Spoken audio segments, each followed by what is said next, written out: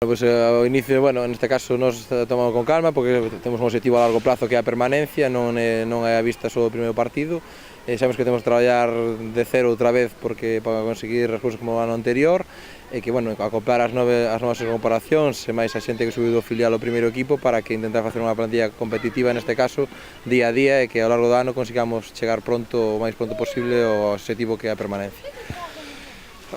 Como todos os anos, a permanencia sempre é o objetivo, pero os anos anteriores, a 2 anos consecutivos, no que o ascenso a segunda B estivo aí ás portas. Como se presenta esta tempada, aparte de que, como ben dices, que sí que é a permanencia, pero como se presenta un pouco máis, ese ánimo ainda o temos aí en riba.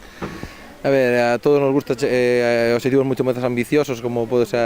o pleo de ascenso. Sabemos que non é fácil chegar aí, as dificultades que temos estes 2 anos para conseguilo e que, bueno, nós traballaremos primeiro para conseguir o primeiro objetivo máis prioridade que ten o equipo, que é a permanencia, e unha vez chegado a ese punto, se hai tempo e hai posibilidades, pelexaremos outra vez por intentar chegar o máis arriba posible para xa por un tercer playoff e por que non.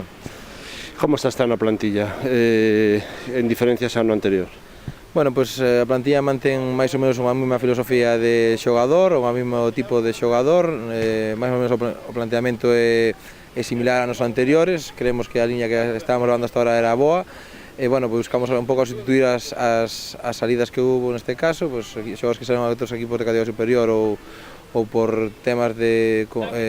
reglamentación que temos que ter un mínimo de xogadores sub-23 e todo iso, entonces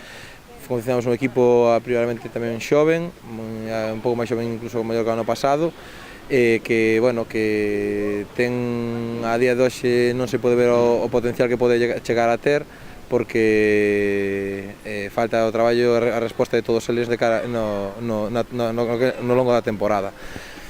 Si falas destas novas incorporacións entre sub-23, a canteira do Choco sí que está a funcionar, sí que durante xa levan uns cantos anos sacando